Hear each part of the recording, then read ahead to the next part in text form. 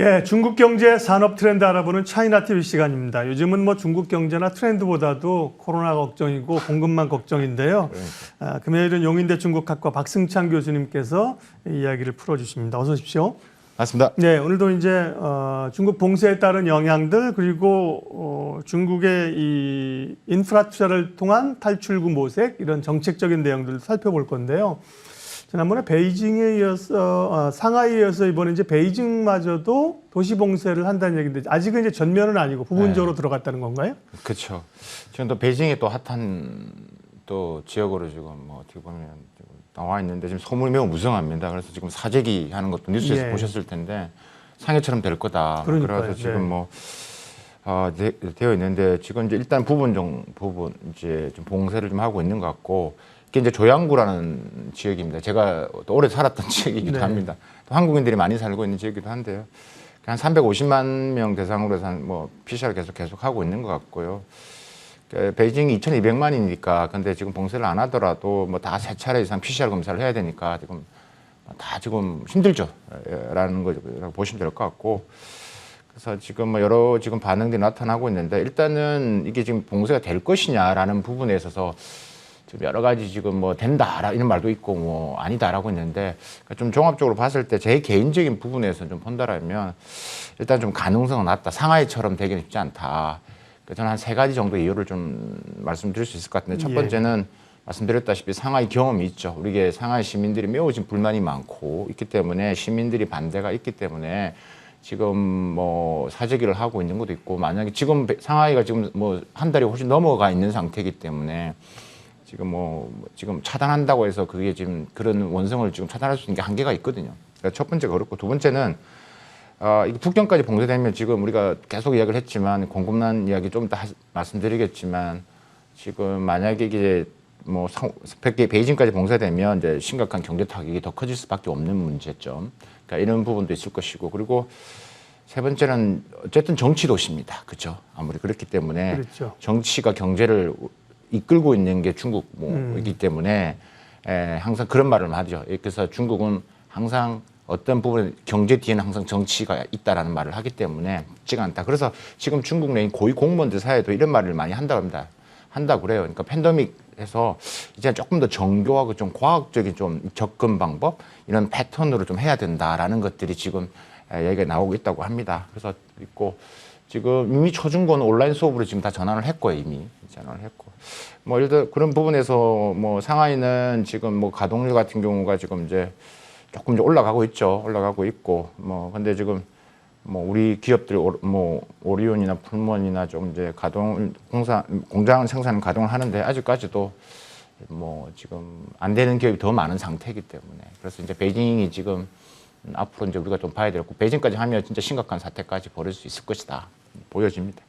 지난번에 상하이 봉쇄 들어갔을 때 인구가 상하이는 2,600만 명쯤 된다 그랬죠. 한 4,500만 명, 네, 500만 되죠. 베이징은 2,200만 명 정도. 네, 그죠. 이게 이제 상주 인구를 이야기하는 거기 때문에 실제는 더 많죠. 그러니까 잡히지 않는 인구를 많기 때문에. 그러니까 대여적인 것은 이제 2,200만 명 얘기를 하는데. 네, 상징적 의미의 이제 또 정치적인 또 이제 수도지 않습니까? 그러니까 이 상해 같은 전면 봉쇄로 갈 가능성은 모르겠으나.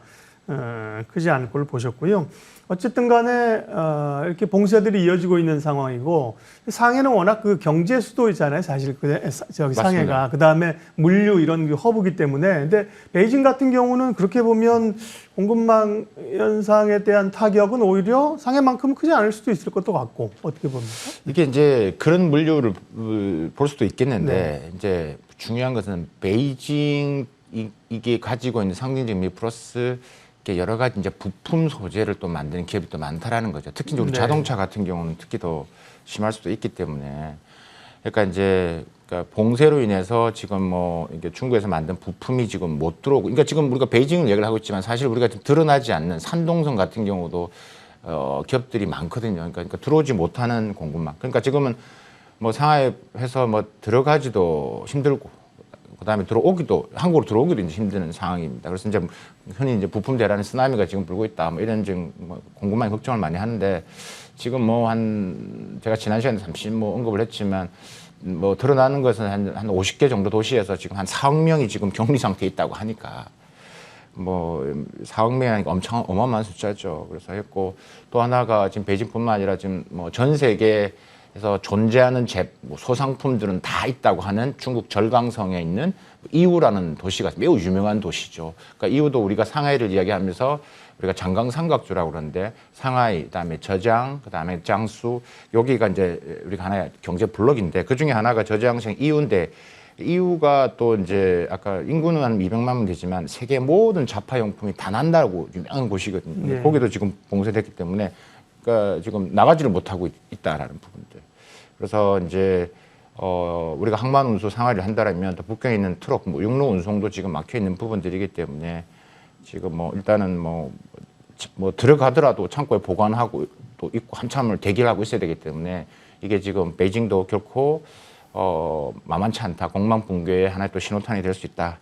말씀드릴 수 있을 것 같고 상하이 같은 경우 최근에는 지금 이게 심각하다 보니까 화이트리스트 발표를 했지 않습니까? 그러니까 지금 가장 심각하다고 보는 상하이 입장에서는 반도체, 뭐 의약, 그다음에 뭐 자동차 이런 관련된 한 666개 기업들을 부분에서 이제 일단은 먼저 이 폐쇄루프 방식으로 일단은 가동을 시키기 시작했죠. 그래서 뭐 한 80% 정도는 지금 이제 가동이 되는데. 아직까지도 이제 뭐 안 되고 있는 기업이 많으니까. 그래서 지금 상하이는 어느 정도 조금씩은 도와지고 있는 것 같고요. 일단 지금 뭐 베이징이나 상하이나 지금 임대료 면제, 특히 상하이 같은 임대료 면제도 지금 뭐 해주겠다는 식의 좀 적극적인 부양을 하기 위한 노력을 좀 하고 있는 것 같습니다. 국내 기업들도 공급망 타격을 불가피하게 입을 수밖에 없는 상황일 텐데요. 그래서 반도체 같은 경우는 삼성이 뭐 시안하고 광저우도 있나요? 근데 현대차 같은 경우는 베이징에 있는 걸로 알고 있어서 국내 기업들이 지금 주요 중국 도시 봉쇄에 따라서 어느 정도 타격을 받고 있을까요? 하나씩 좀 보십시오. 이제 일단은 자동차 말씀하셨기 때문에 자동차가 이제 베이징에 있고 그다음에 현차가 지금 베이징에 있고 그다음에 우리가 아는 기아차 같은 경우는 이제 아까 지angsu에 있습니다. 강소성에 있습니다. 네. 염성이라는 시에 있거든요. 그건 상하이 이제 보미권 안에 들어가는 부분들이기 때문에 그래서 이제 뿐만 아니라 지금 현차를 이야기를 빼고라도 이 관련된 부품 기업들이 또 많이 몰려 있는 것들이죠. 그래서 예를 지금 한국 내에서 지금 현대자동차가 지금 이제 뭐 제품을 만드는 예를 들어 뭐 제네시스 만든다라면 제네시스에 들어가는 뭐 에어백 컨트롤 좀 유닛 같은 경우도 다 수입을 해서 중국에 수입을 해서 해야 되는데 못 들어오니까 지금 라인이 멈췄다라는 부분들. 그러니까 지금 중국 내에 있는 우리 기업도 문제지만 거기서 공개되면서 들어오지는 못해서 우리 영향을 그게 공급망 대란이라지 않겠습니까? 그래서 지금 있는 부분들이고, 그러니까 이제 지금 한국 내 생산하는 뭐 현대차나 기아차 이런 부분에서 뭐 여러 가지 지금 와이어링 지금 하네스도 지금 조달이 어렵고요. 뭐 이게 전기 신호나 전류를 지금 상호 전달해가지고 조율하는 이게 하나의 배선의 총집 합체가 지금 와이어링 하네스인데 이게 지금 힘들다라는 부분들이고 수입 어렵다는 이야기고요. 지금 뭐 우리 국내적인 부분들 같은 경우 대구 같은 경우는 특히 대구 경북 지역이 또 중국 의존도가 꽤 높습니다. 그러니까 그 소재 부품을 중국에서 거의 다 수입을 하는데 중국 수입 비중이 한 50% 이상이 되죠. 그러니까 지금 안 들어오면 이 대구 경북에 또 경제에 영향을 미칠 수밖에 없는 구조가 있고 근본적으로 지금 이제 저희가 이제 수입 부분에서 우리가 그 요소수 사태에서 지금 공급망에 대한 이야기를 또 했지만 지금 이게 또 뭐 이유는 다르겠지만 지금 또 일어나고 있는데 우리가 지금 2000년도, 2021년도로 봤을 때 중국 중간재 수입을 중국에서 하는 게 한 28% 정도 되고요. 소재 부품이 한 30% 이상 됩니다. 그러니까 당연히 지금 영향을 받을 수밖에 없죠. 이게 이제 시간차를 두고 해서 나타날 수밖에 없다. 업종을 좀 들어가서 보면 우리 반도체 아까 말씀하셨지만 반도체도 우리가 중국에서 들어오는 것도 있거든요. 이제 반도체 생태가 워낙 크니까.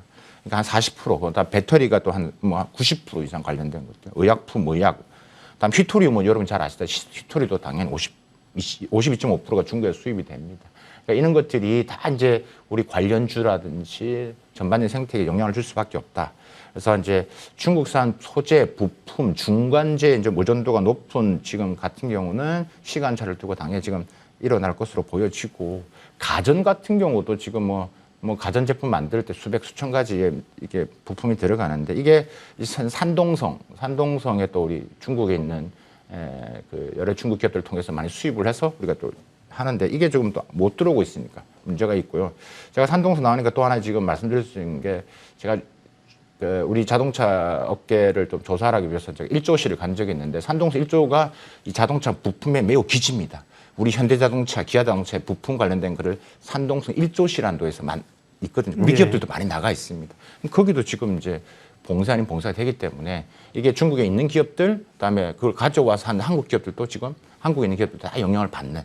그러니까 뭐 인바운드, 아웃바운드 다 지금 영향의 범위 안에 들어가 있다라고 볼 수 있을 것 같습니다. 네, 뭐 테슬라나 애플이나 뭐 이런 그 글로벌 기업들의 타격만 생각했는데 국내 기업들도 현실적으로 연관돼 있는 생산 라인들이 좀 많습니다. 애가 탈 겁니다. 그러게 말입니다. 그러다 보니까 중국의 성장률도 1분기도 뭐 주춤했었고요. 전반적으로 올해 5.5% 성장률을 맞추기 어려울 것이라는 게 대체적인 중론인데 그 와중에 시진핑 주석은 성장률을 미국보다 높여라 이렇게 지시를 했다고요. 이제 보도가 된 게 있으면 그런 겁니다. 그래서 지금 이제 경제와 금융분야 고위 이제 관료들하고 이제 직접 이제 뭐 전화 통화도 유선 통화도 해서 지시를 했다라는 것들이거든요. 그래서 이제 이게 이제 출발 배경은 아마도 이게 지난 작년이죠. 4분기 중국 경제 성장률이 이제 한 4% 정도 했는데 그때 미국이 5.5%였습니다. 어떻게 미국이 우리의 GDP를 추월할 수 있지? 야, 이거는 용납이 안 된다. 안 된다라는 거였죠. 그때 또 어떤 일이 있었냐면 바이든 대통령이 야, 20년 만에 우리가 미국 경제 성장률 중국 제쳤다. 이런 말을 했었다는 거죠. 그러니까 이제 야, 이게 기분 나쁘죠. 이제 그런 게 베이스가 있는 것 같고. 근데 지금 1분기 뭐 최근에 좀 발표됐지만 1분기는 지금 미국이 마이너스 1.4입니다. 그죠? 중국은 4.8이고 조금 했는데 지금 이렇게 해서 다시 이제 역전을 시켰는데 지금 2분기가 지금 상황이 안 좋아질 것으로 보여지니 지금 이제 무조건 미국보다 높여라 이제 이런 이야기가 좀 나오고 있는 것 같습니다. 그래서 이제 이게 어떻게 보면 시진핑 주석 입장에서는 지금의 중국이 G2까지 왔던 부분은 항상 경제의 성장에 이런 역량이었죠. 그게 이제 우리가 계속 중국에서 이야기하고 미국에서 이야기했던 미국식 발전 모델. 그러니까 이게 흔히들 말하는 워싱턴 컨센서스. 그러니까 미국식 자본주의가 가장 성공할 수 있고 그게 답이다라고 했는데 중국 경제 성장이 되면서 반대급부적으로 이제 베이징 컨센서스라는 것들이 나오면서 그러니까 중국식 발전 모델. 그러니까 우리가 흔히들 이야기했던 일단 국가 자본주의겠죠. 이제 그런 부분에서 계속 지금 붙고 있는데 이제 여기서 이제 우리가 질 수는 없다. 그래서 이런 걸 가지고 중국 경제 성장을 가지고 많은 개도국들을 내가 이끌고 나겠다는 게 시진핑 주석의 생각인 것 같고 지금 이게 지금 어떻게 보면 미중 간의 전략 경쟁에 또 하나의 확산된 국면이 있다라고 보시면 될 것 같고요. IMF가 지금 이제 중국 경제 안 좋으니까 지금 뭐 이야기를 했죠. 전망치를 낮추고 있습니다. 뭐 기존에 4.8에서 지금 뭐 워낙 봉쇄가 심하니까 4.4로 지금 낮췄고 뭐 일본 노무라 정권도 좀 심한 게 이제 4%대 이하로 내려갈 것, 3.9%까지 조정을 했습니다. 그러니까 지금 이제 발등에 불이 떨어졌죠. 그리고 이제 있는데 저는 리커창 총리가 했던 말이 조금은 이제 실질적인 의미. 그러니까 시진핑 주석은 좀 대외적인 부분에서 좀 강한 있는 것 같고 리커창 총리가 관할하는 책임자 입장에서는 매우 실무적인 이야기. 국무회의 주재위에서 그러니까 상무위원회 회의에서 이제 고용과 물류 안정성을 촉구를 했습니다. 특히 이제 이 고용의 강도를 높여라는 게 가장 핵심이거든요. 이게 이제 지키지 않으면 안 된다. 그래서 여기에 대한 대책을 강구하라 이야기를 했던 것 같고 그래서 이제 뭐 결국 이 소비 충격이 5월까지 갈 거고 이제 5월 1일은 아시겠지만 중국에서 가장 큰 또 어떻게 보면 소비에 이루어지는 것입니다. 노동절이죠. 그게 이제 있는데 지금 이렇게 막으면 안 된다. 그래서 이제 관건이 이게 5월 초 안에 방어를 해내느냐 푸느냐에 따라서 이제 2분기 성장 목표 달려 있을 것 같고 어쨌든 2분기는 하락 국면에 면치 못한다. 그러면 우리가 이제 경기 부양이 3분기부터 간다고 했을 때 3분기부터 어느 정도의 성장을 해 나가면서 중국이 5%대의 성장을 방어하려고 안간힘을 쓰지 않을까라는 생각입니다. 네. 중국은 뭐 전통적으로 우리 설이죠. 뭐 춘제, 뭐 춘절 그때가 가장 큰 명절일 거고 5월에도 노동절, 메이데이라고 하죠. 그때도 이제 원래 지역이나 뭐 이런 이동이 굉장히 많은 그러니까 기간이죠. 네. 5월 1일 노동절이 그것도 한 일주일 정도 쉬거든요. 그러니까 이제 노동자들, 그러니까 기본적으로 거기도 이제 많이 쉽니다. 이제 보통은 소비 이야기할 때 이제 뭐 우리가 춘절도 있고 국경절 있고, 다음 노동절도 뭐 많이 소비를 하고. 국경절은 10월. 네, 10월 1일이죠. 네. 또 중국 노동자가 많기 때문에 그래서 이게 지금 딱 걸리는 상태이기 때문에 지금 이때 소비가 풀려야 되는데 지금 이제 생각보다 길어지는 이 부분에서 지금 내부에서도 속이 탈 거라고 생각이 듭니다. 그러니까 중국도 이제 경기 부양을 해야 될 텐데 말씀하신 것처럼 소비는 진작시키기가 녹록지 않다. 뭐 돈을 쓰라고 하더라도 집 밖으로 나갈 수가 있어야 쓰는 건데 그죠? 그렇죠. 집 앞에 뭉쳐 있으니까 못 나가니까. 그래서 결국 이제 투자를 통해서 경기 활성화를 꾀하려고 노력한다는 건데 투자는 어느 쪽으로 그러면 좀 이루어지게 될까요?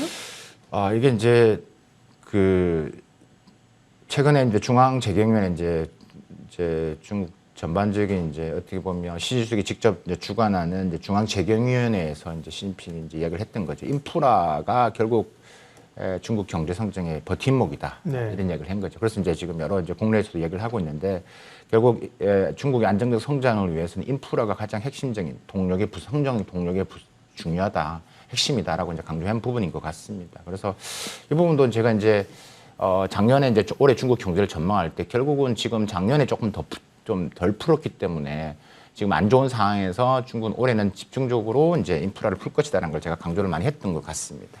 여기서 좀 중요한 게 제가 팁 아닌 팁을 오늘 앞으로 저희가 또 많이 중국 경제를 이야기하면서 많이 듣게 될 용어가 있는데 네. 저희가 이제 가장 쉬운 또 중국 주식 이야기이긴 하니까 주식을 이해할 때도 마찬가지고 경제를 이해할 때 알아야 될 용어가 있는데 제가 강조를 한번 해드린 적인데 대수망관이라는 단어가 있습니다. 대수망관, 그죠? 그러니까 물을 대량으로 공급한다는 뜻입니다. 그러니까 앞으로 그러니까 여러분들 매체나 보실 때 대수망관이라는 단어가 나오면 이게 양적 완화를 한다는 뜻입니다. 그래서 이게 지금 대수망관을 지금 나오는데 지금 보시면 아시겠지만 이 대수망관 용어를 꼭 기억하시면 좋을 것 같고, 그러니까 큰 물을 이제 된다. 그러니까 이게 작년에 중국이 안 하겠다고 계속 했거든요. 이건 부작용이 너무 크기 때문에. 근데 이게 지금 다시 돌아온다라는 말씀이겠죠. 인프라 투자를 한다는 말씀입니다. 그래서 이제 이런 부분 첫 번째일 것 같고요. 두 번째가 이제 이 방수 양어라는 것도 같이 알아두시면 좋을 것 같습니다. 일종의 감세 정책이죠. 그러니까 물을 천천히 데워가지고 만들어 넣어서 물고기를 기르겠다라는. 그러니까 지금은 힘들지만 감세를 좀 해서 이제 경제 성장을 만들어 나겠다라는 게 이제 방수 양어라는 용어입니다. 그래서 이제 앞으로 이제 이 대수망관, 방수양어라는 단어를 또 한번 알아두시면 좋을 것 같다라고 일단 말씀을 드리고요. 어쨌든 이 말의 의미는 뭐냐면 중국이 지금 경기 긴축할 때마다 썼던 게 결국은 대규모 인프라 투자입니다. 그래서 지금 인프라 투자가 다시 나온 것들이죠. 그럼 이제 이걸 이제 어떻게 하겠느냐, 어디로 가느냐. 그래서 최근에는 뭐 인프라도 이제 과거 같은 인프라가 아니라 신형 인프라라고 하죠. 예. 그래서 적어도 제가 미리 말씀드린, 그러니까 제가 강조드렸던 대로 지금 가고 있는 겁니다. 지금 교통 분야, 그것도 교통도 일반적인 부분이 아니까 우리가 중국에 대한 여러 가지 이제 뭐 여러 가지 철도도 이제 우리가 고속철도 같은 걸 좀 이야기를 하는 것들이고, 그러니까 이는 신형 인프라에 돈을 투자를 하겠다라는 것들이고요. 그래서 지금 중국이 14차 5개년 기획, 그러니까 2025년도까지 뭐 우리 돈 한 5,200조 원 이상을 지금 이제 풀겠다라는 것들이기 때문에 그래서 이게 된다는 거고요. 지금 뭐 지난 1분기도 한번 보더라도 지금 한 계속 전년 동기 대비해서 지금 늘어나고 있습니다. 그리고 올해만 보더라도 올 1월 달, 2월 달, 3월 달 보더라도 좀 계속 지금 이 투자 비용, 인프라 투자가 늘어나고 있는 건 사실입니다. 그래서 이제 앞으로가 이제 이런 것들을 통해서 근데 이게 또 나오려면 시간차가 필요하기 때문에 본격적인 건 아마도 5월, 6월도 넘어가야 되는 부분들이 있다라고 보시면 될 것 같고, 그래서 뭐 골드만삭스도 지금 나오다시피 결국은 2, 3분기 때 투자가 증가되고 거기에 따라서 3분기 경제 성장률이 견뎌낼 것이다 이렇게 이제 평가를 하고 있는 것 같습니다.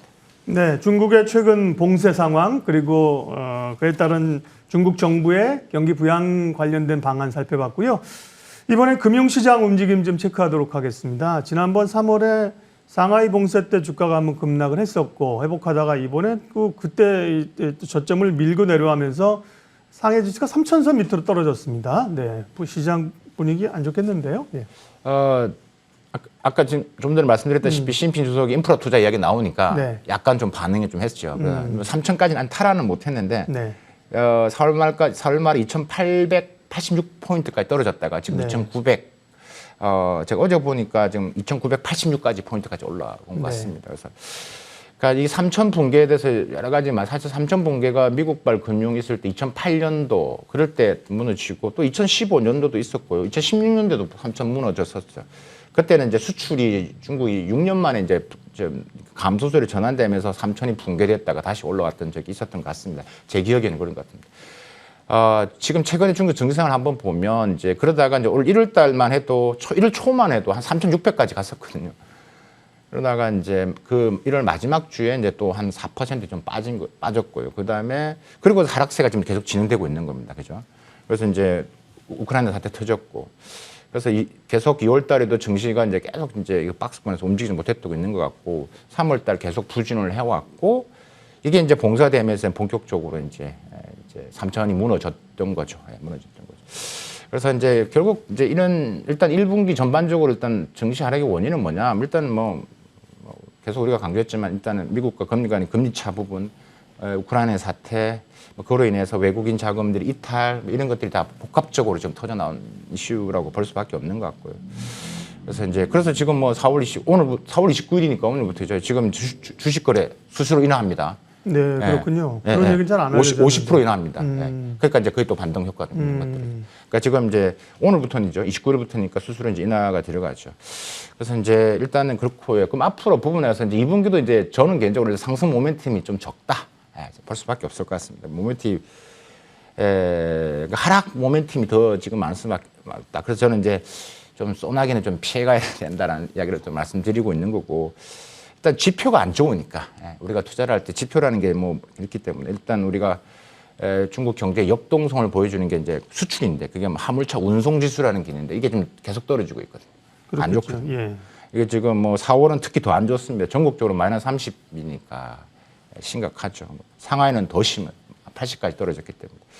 뭐 그다음에 뭐 수출 선행 지표라는 신규 수출 주문 지수도 지금 떨어졌고. 그러니까 이런 지수를 우리가 봤을 때 지금 이제 아직까지도 지금 끝나지 않은 상태이기 때문에 지금 2분기에 우리가 주식 중국 증시 이야기를 하는 부분도 약간은 좀 무리수가 있다라고 좀 말씀드리고 좀 조심스러운 접근이 필요하지 않나라는 게 아마 저를 포함해서 많은 전문가분들의 이야기지 않을까라는 생각입니다. 네, 중국도 그렇고 뭐 홍콩도 엄청 걱정을 해서 홍콩도 상황은 분명히 뭐 안 좋을 것 같고요. 증시 상황은요. 외환시장도 불안합니다. 그동안에 조금 아이러니했던 게 사실은 달러가 강세로 갈 때도 위안화는 약하지 않았거든요. 근데 최근에 맞습니다. 한 열흘 한 2주 사이에 급격하게 지금 위안화 환율이 치솟았습니다. 그러니까 위안화 약세로 가는 거죠. 네. 6.63까지 와 있는데요. 외환시장도 좀 체크해 주십시오. 중국 정부가 이것도 좀 위안화 가치 하락, 그 다음에 증시, 뭐 동방급락하고 있죠. 이거 막아라라는 거죠. 그러니까 바로 지금 나왔습니다. 그래서 중앙은행, 인민은행에서 이제 외화예금 이제 지급 준비일이죠. 이게 이제 뭐 5월 15일, 다음 달 15일부터 이제 기존에 이제 9%에서 지금 8%로 이제 1% 포인트 인하를 했습니다. 이게 뭐 여러분 매체에서 들었다시피 이제 17년 만에 일어난 일입니다. 일어났는데 일단은 간단하게 또 쉽게 좀 또 저희 프로는 또 쉽게 설명을 좀 드려야 되기 때문에 중국의 외화진 수준이라는 게 결국은 이제 이 중국에 유통되는 달러를 가지고 이걸 유동성을 조절을 하는 수단 방법이거든요. 그래서 자국의 위안화를 절상과 절하를 조절하는 수단이기 때문에 결국 그래서 이제 외환 지준율을 지금 이제 뭐 비율을 낮춘다는 것은 결국 이제 은행이 활용할 수 있는 외화가 늘어난다는 이야기겠죠. 그래서 이제 달러 시중이 이제 공급이 늘어날 거고 달러가 풀리면 달러 가치가 내려가서 이제 위안화 평가 절하 압력을 완화하는 효과이기 때문에 지금 이제 그걸 하고 있는 거고요. 그래서 사실 그 전에는 좀 다른 상황이었죠. 그러니까 그때는 또 너무 이제 절상이 너무 가파르게 됐기 때문에 이게 지금 작년 같은 경우는 5월하고 12월에 외환 지준율 비율을 또 낮췄었습니다. 그때 작년 5월이죠. 5월에 낮췄는데 그때 같은 경우도 원래 이제 5%포인트 7%포인트 또 올렸죠. 그래서 이제 이 위안화 절상 부분들을 또 완화하는 압력을 완화하는 효과를 가져왔던 겁니다. 그러니까 이걸 방법을 좀 하는 건데 뭐 참고로 좀 알아두시면 좋을 것 같고 어쨌든 지금 뭐 여러 가지 이제 환율이 지속 상승할 때 이제 외국인 자금 유출도 증가할 부분들 있고 지금 위안화 가치 하락 부분에 대해서 뭐 크게 우리가 뭐 지금 간단히 개념을 말씀드렸지만 일단 원인과 배경 이유를 봤으면 크게 두 가지겠죠. 결국은 뭐 강력한 미국의 이제 금리 인상 시그널, 뭐 그다음에 우리가 계속 이야기하고 있는 상하이 뭐 장기 봉쇄, 지금 베이징까지 나오는 이유로 해서 중국 경제 하락 이게 이제 그렇죠. 예. 지금 만들어낸 요인인데, 근데 이게 지금 끝이 안 보인다는 거죠. 지금까지. 그러니까 이는 추세가 지금은 어느 걸 갈 것 같다. 지금 인하 조치를 했지만 좀 제한적이지 않을까라는 결국 그래서. 뭐 달러 가치 흐름, 그다음에 중국 경제 전망에 따라서 이제 중국 위안화도 변화될 것 같은데 저는 개인적인 부분에서 이 완화 지금 지준율 좀 인하를 했지만 지금 이는 뭐 약세 부분에서는 조금은 아마 2분기에도 같은 맥락으로 흘러가지 않을까라. 근데 뭐 아까 3분기 경제 성장과 함께 다시 이제 어느 정도 회복을 돌아갈 것으로는 전망은 됩니다. 네. 옛날에는 그 파우치라 그랬나요? 7위안을 굉장히 중요한 손으로 생각했던 적도 바오치라고 했죠. 네, 네. 있었는데요. 네. 근데 6.3 이때까지 이제 강세로 갔다가 다시 지금 그래도 위안화가 뭐 엔화나 우리 원화에 비하면 그 약세 강도가 그동안은 그렇게 강하지 않았었는데. 지금도 위안화가 네. 떨어졌다고 하지만 매우 강합니다. 매우 높습니다. 네. 그러니까 지금 뭐 사실 위안화 가치 뭐 지금 달러 대비 이야기했지만 우리가 원화로 쉽게 원화로 이야기했을 때 지금 여러분 위안화를 사시는 게 거의 지금 뭐 거의 뭐 꽤 많은 돈을 주고 사셔야 되거든요. 네. 그러니까 이제 현장에서는 피부로 별로 안 와닿을 겁니다. 그래서 지금 위안화를 결제를 하시는 분들 혹은 위안화로 지금 사용하시는 부분 입장에서는 여전히 높다라는 이야기를 많이 하시거든요. 네. 자, 그리고 반도체 시장 얘기 잠깐 하고 마무리를 해야 될 것 같은데요. 네. 미국이 이제 중국하고의 또 무역 전쟁, 그다음에 이제 반도체 전쟁하면서 우리 이 기업들도 뭐 자료 제출해라, 우리 편에 서라, 이 반도체 동맹 지난번에 얘기하셨었잖아요. 네네. 그러고 나서 미국이 중국에 반도체 규제하고 나서 중국이 수입하는 반도체를 받들이면 한국의 물량이 확 줄었군요. 결과가 나타나고 있네요. 네, 이게 저도 이제 이게 정경련에서 보고서를 발표했는데 네. 그래서 저도 어제 이렇게 몇 분 인터뷰 요청이 와서 인터뷰도 하고 했었는데 어떻게 된 거냐. 그러니까 이제 이게 내용은 이렇습니다. 이제 규제를 했는데 그러니까 중국 수입 시장에서 국가별 점유율을 보니까 이 대만, 일본, 미국, 아세안 등등은 다 이렇게 올라갔는데 우리만 2018년 대비, 그러니까 제재를 미중 무역 전쟁이 있었던 2018년 대비 작년을 비교해 보니까 우리만 지금 떨어졌다라는 것들이 있죠. 그래서 이제 우리가 좀 오늘 이런 부분에서 의미 있게 좀 이야기를 해볼 필요는 있다라는 생각이 들어서 한 것 같습니다. 그래서 대만 반도체 약진이라는 여러 이제 기사도 많이 났 걸로 알고는 있습니다. 그래서 2021년도 보면요, 18년 대비 중국 수입이 여전히 이제 중국 반도체 수입을 많이 하고 있습니다. 37.2%가 늘어났는데 그 중에서 대만 반도체가 제일 많이 늘어났죠. 지금보다 57.4%가 늘어나고 일본도 34.8%가 2018년 대비 늘어났는데 우리는 한 6.5% 정도 증가를 했습니다. 그러니까 이제 대만 반도체 약진 이런 식으로 지금 계속 이제 보도를 하고 있는 것 같고 그러니까 원인 배경은 저는 간단히 한 4가지 정도라 이런 나온 주체에 대한 배경, 원인에 대한 부분. 첫 번째는 일단 뭐 규제로 인해서 화웨이가 이제 한국산 메모리, 우리는 메모리지 않습니까? 그렇죠. 이제 예. 이게 중단됐던 게 첫 번째였고 당연한 것 같고 두 번째가 이제 메모리이기 때문에 이게 뭐 급등도 했지만 또 급락도 하락도 했거든요. 가격 하락 원인. 두 번째가 이제 결국 이제 반도체 공급 부족에 따른 이제 대만 파운드리, 우리가 뭐 TSMC 알겠지만 이 대만 파운드 기업들의 약진, 그죠? 그다음에 네 번째가 결국 중국 중에 뭐 스마트폰이나 IT 이런 기기들이 아무래도 좀 시장이 좀 침체가 됐었죠. 그래서 이러다 보니까 이런 4가지 요인으로 해서 이제 우리 뭐 수출이 좀 줄어들었다. 중국 내에서 수입 시장에서 다른 국가 대비 좀 줄어들었다라고 지금 보여지고 또 그런 보도가 나왔던 것 같습니다. 뭐 지금 전반적으로 보시면 한국산 메모리 부분들이 이제 뭐 일단은 하여튼 뭐 떨어지는 게 지금 뭐 여러분 지금 보고 계시는 지금 자료도 보시지만 있고요. 전체적인 메모리 수입보다는 우리나라 메모리 수입이 좀 하락한 부분이 확실히 지금 데이터로서 나오고 있다라는 부분들이고요. 그래서 이제 우리가 결국은 이제 메모리에서 시스템 반도체나 이런 부분에서 조금 새로운 정책 K 반도체 전략이 나왔기 때문에 앞으로 이제 이게 좀 구체화되면 조금 더 이제 되지 않을까라는 걱정이긴 한데, 근데 이 반도체는 이슈가 단순히 뭐 한국과 중국의 문제가 아니게 미국의 지금 칩4 반도체 칩4라는 것도 있고 여러 가지 지금 미국이 그런 공급망 반도체 공급망에 따라서 워낙 지금 바뀌는 거기 때문에 지금 뭐 좀 예의주시하게 좀 우리가 봐야 될 것 같습니다. 예, 차이나 TV 용인대 중국학과 박승찬 교수님 함께했습니다. 여러 이야기가 있었지만 어쨌든 간에 중국의 봉쇄가 좀 빨리 풀리기를 좀 기대를 하면서요. 박승찬 교수님과 말씀 마치겠습니다. 고맙습니다. 감사합니다.